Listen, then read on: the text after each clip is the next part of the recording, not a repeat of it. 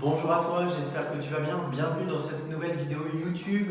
On parle souvent de crédit, on parle souvent d'optimisation de prêt immobilier. Aujourd'hui, je voudrais te donner toutes les cartes pour que tu puisses réaliser le meilleur dossier bancaire et de ce fait, grâce à ça, faciliter l'obtention de ton prêt. Je t'invite à prendre un bloc-notes ou une feuille de papier, à prendre un stylo et à prendre note de tout ce que je vais te donner. C'est quelque chose qui peut paraître très logique. Et pourtant, crois-moi, en tant qu'ancien banquier, j'ai vu énormément de gens qui venaient demander un prêt immobilier les mains dans les poches et qui attendaient quoi? Que justement le banquier te transmette cette liste que je vais te donner.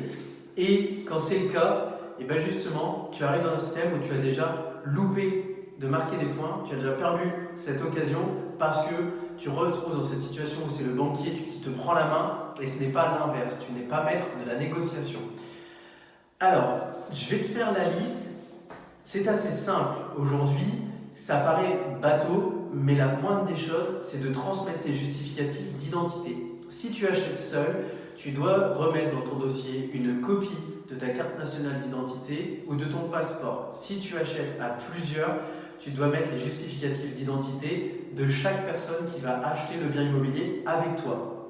Dans le prolongement de cela, il est logique que chaque document que je vais te demander de mettre dans ton dossier sera mis aussi en exemplaire supplémentaire par le nombre de personnes qui investissent avec toi. Le deuxième document à transmettre est un document qui, pareil également, semble très logique, mais qui n'est pas forcément le cas. C'est un document qui vient justifier ton domicile. Donc pour justifier ton domicile, c'est assez simple. Il suffit de transmettre une facture d'électricité, une facture de gaz ou une facture d'eau. Attention, ne transmets pas de facture de téléphone ou même des factures comme si tu avais fait réparer ta voiture, des choses comme ça ne fonctionne pas. On a besoin d'avoir des choses qui ont un lien avec le bien immobilier en lui-même et qui vont justement prouver qu'en effet tu jouis bien des lieux. Parce que c'est facile de remettre une adresse sur une facture et de ne pas y habiter. En troisième point, tu te dois de transmettre au banquier tes 3 dernières fiches de paye si tu es salarié, si tu es indépendant ou chef d'entreprise, tes 3 derniers bilans. À partir de là, ça permet au banquier de prendre du recul sur sa situation financière et de savoir d'un premier coup d'œil si au niveau de ton taux d'endettement, tu es justement en corrélation avec le bien immobilier que tu veux acheter. Parce que si aujourd'hui tu veux acheter un bien immobilier à 500 000 euros, mais tu gagnes 1 500 euros par mois et que tu es tout seul, le banquier n'ira pas plus loin. Il sait déjà qu'à moins que tu aies éventuellement un très gros contexte qui va venir te défendre, il ne te financera pas. Dans le prolongement de ce taux d'endettement à calculer, il faut que tu transmettes au banquier la totalité de la liste des crédits que tu peux avoir. Si tu as déjà des crédits immobiliers, si tu as des crédits à la consommation, et transmettre la copie justement de ces crédits, c'est comment? C'est très simple. C'est la copie des tableaux d'amortissement et c'est le détail du capital restant dû ainsi que sa date à laquelle le capital total sera remboursé. Enfin, pour terminer sur la partie financière, il te restera à transmettre tes 3 derniers relevés de compte. Alors si tu as plusieurs banques, bien les 3 derniers relevés de compte par banque, pas uniquement la banque où ton salaire ou tes revenus sont domiciliés, vraiment l'ensemble de tes banques pour que le banquier puisse avoir du recul et voir si au niveau de ta situation, tu es quelqu'un de stable et tu es quelqu'un qui ne risque pas de mettre en danger la banque avec un défaut de paiement. Et je te donne cette astuce-là.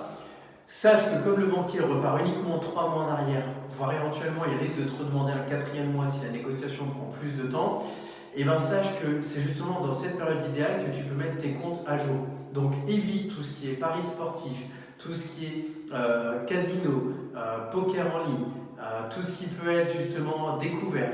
Vraiment, essaye d'avoir les comptes les plus clean possibles et essaye aussi de donner envie à la banque en disant à la banque, regardez, tous les mois, j'ai une ligne qui s'appelle épargne, qui s'appelle virement économie. Et le fait de montrer à la banque que tu es capable de faire ça, ça va lui montrer justement que tu as un raisonnement où tu fais attention à tes comptes, où tu les suis et que du coup, il peut être rassuré de te prêter de l'argent pour un prêt immobilier parce que même si tu peux te dire dans la tête que demander 200 000 euros par exemple à la banque, c'est pas beaucoup pour elle, sache que si demain elle prend 10 clients et que ces 10 clients sont défaillants, cette fois-ci cette somme représentera beaucoup. Donc tu ne dois pas partir du fait que ta situation elle est acquise, tu dois donner envie au banquier. Par la suite, si tu investis à plusieurs, si tu investis avec ton partenaire de vie ou avec qui tu es marié ou pacsé. Tu dois donner dans ton dossier bancaire une copie de ton contrat de Pacs ou une copie de ton contrat de mariage. Ça permettra justement, lors du montage du prêt, de répartir les quotités entre chaque personne et d'appréhender aussi comment ça se passera si l'un des deux venait à disparaître ou si demain il y avait une séparation. Si tu es dans le cadre d'une association avec un partenaire extérieur, il conviendra d'informer le banquier si ça se fait sous ce qu'on appelle l'achat en nom propre. Et donc dans ce cas-là, il faudra vous créer un compte commun ensemble. Et là-dessus, je te mets en garde, tu es lié avec cette personne. C'est-à-dire que si cette personne a des problèmes financiers un jour, tu en auras aussi également parce que vous êtes liés par son compte commun. Donc attention à ça. Si tu investis au travers d'une SCI, il faudra donner une copie du CABIS et des statuts de la SCI. Si jamais la SCI est déjà créée, il faudra donner également les 3 derniers bilans, moins si tu en as moins. Et si elle n'est pas encore créée, rassure-toi, tu peux transmettre au banquier une première coquille de ce qui va être rédigé et validé par le comptable. Ça lui permettra déjà de dégrossir la chose. Dans le cas où tu as déjà des biens immobiliers qui sont en location, il conviendra que tu donnes au banquier une copie des baux qui sont actuellement en cours, ce qui permettra justement de refaire l'historique des encaissements que tu as pu avoir et des encaissements futurs que tu auras. Également, je t'invite à le faire, c'est un gros plus et de toute façon ça sera demandé par le banquier, c'est à réaliser ce qu'on appelle une fiche patrimoniale. C'est-à-dire que c'est très simple, en fait c'est un tableau à faire où sur cette fiche-là tu vas venir résumer les biens que tu possèdes, leur valeur estimative sur le marché, la valeur qu'il te reste à rembourser, le coût mensuel du crédit, l'encaissement mensuel et derrière la date de fin de crédit.